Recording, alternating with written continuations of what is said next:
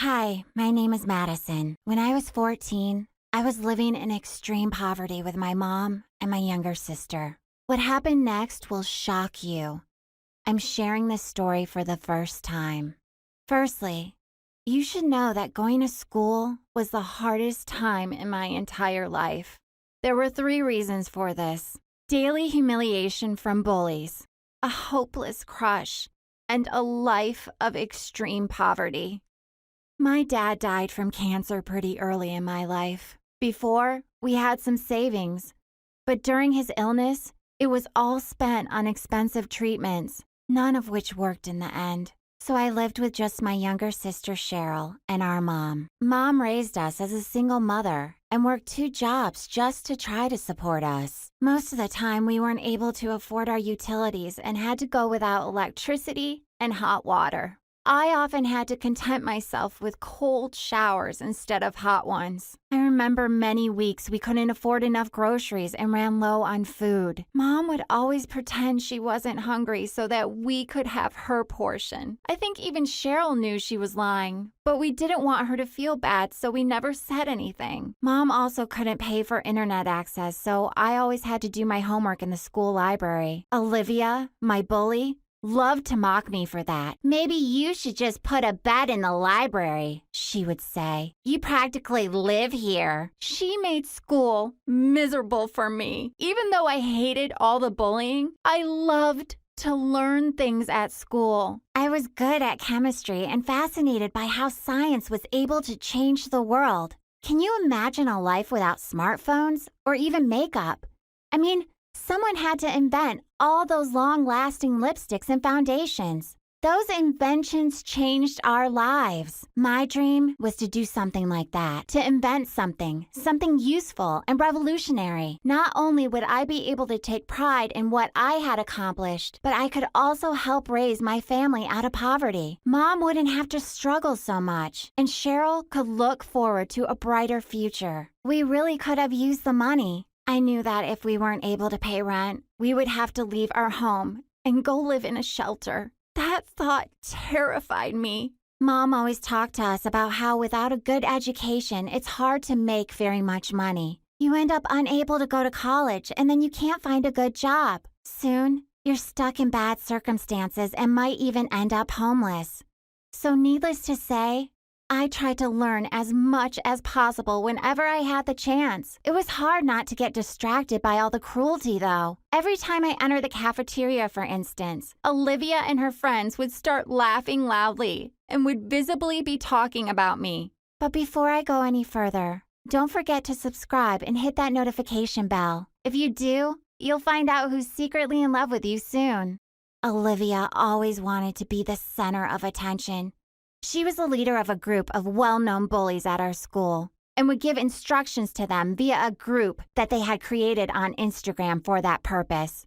One day, Olivia put some invisible, smelly liquid on my school desk and chair as a prank. Of course I didn't notice it, so it totally ruined the only dress I owned. I had to go the whole rest of the day smelling awful, and Olivia even came up with a new nickname for me because of it: Stinky. I was so ashamed and uncomfortable. I wanted the ground to just swallow me up. Later that day, the school principal called Olivia into the office to ask why she had done such a thing to me. He even called her mom to tell her about it. But Olivia's mom didn't seem to care about her behavior or her grades at all, so she was never punished. It was so humiliating to feel like I couldn't change anything in my life. There was one boy at school named Michael who I liked a lot. It didn't take long for me to realize that I didn't have a chance with him, though. He was always laughing with Olivia and her friends. More than once, I caught them pointing at me. Besides, all the girls he went out with were slim and sporty, the type of girls who wore fashionable clothes and full faces of makeup. He was obviously dating certain types of girls, and I wasn't his type. A few days after Olivia ruined my dress, she managed to cut the handles off my bag when I wasn't looking. It was the only bag I had to carry my textbooks in. So needless to say, I was devastated. I ran to the library in tears and stayed there all evening. On the bright side, I still had my favorite science books with me. So I took advantage of that time to do a bit of reading. At the time, I was learning about how animal skin protects them from cold or heat. I started to think about how great it would be to invent some kind of fabric or device that could protect someone's skin from cold as well as cool them on hot days. As the evening wore on, I started to develop this plan and play around with a couple of different ideas. Soon, I was hard at work. This project was a welcome distraction. I was so focused. I didn't even have any time to spare worrying about Olivia and her behavior. I knew that if I was successful, I would patent my invention, and then I'd be a billionaire. So long story short, after hours and hours of work, I invented a new type of fabric. It keeps people warm even in below zero temperatures, and also keeps people cool during the hottest days of the summer. I know it sounds crazy, but believe me, it really works. It's not even bulky or ugly. It's lightweight, easy to move around in, and can be styled with the most fashionable outfits. Amazingly, I found a company that agreed to sponsor me to produce the first 1,000 long-sleeve shirts. We created a presentation and invited journalists from all the most popular magazines and TV channels. The very next day, I received countless offers from companies to make clothing lines for my invention. I was rich. But even aside from that, I had changed the world. People no longer have to worry about dressing warmly before going outside.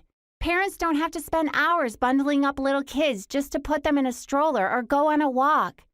Athletes can train and do tricks and gear that keeps them cool and doesn't get in their way.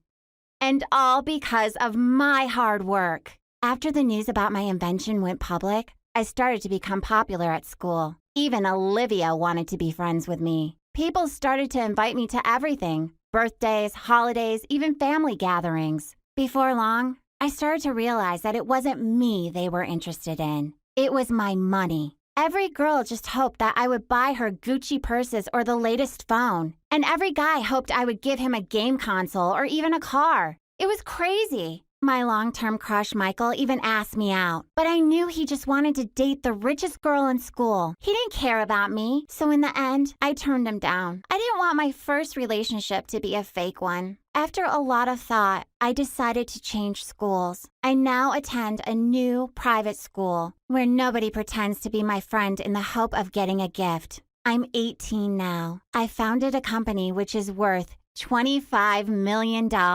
We produce fashionable outfits all based on my invention. My clothes are bestsellers. We always make sure to follow the latest trends and release new collections each season. I recently bought a big mansion. It even has a swimming pool and a beautiful sports car too. Of course, I also made sure to buy a big house for my mom and sister. I can take care of all three of us now. Mom doesn't have to work 2 jobs, and Cheryl won't have to worry about her future. Even though I have more money than I could imagine, I am constantly setting up new goals in my life. I'm still obsessed with science. Right now, I'm on my way toward another great invention that, if I'm lucky, will change life as we know it. My advice? If you are passionate about something, don't give up. If you put in some effort, you will get great results. It doesn't matter if you're born into a poor, struggling family like I was. Your talent and intelligence can still change your life for the better.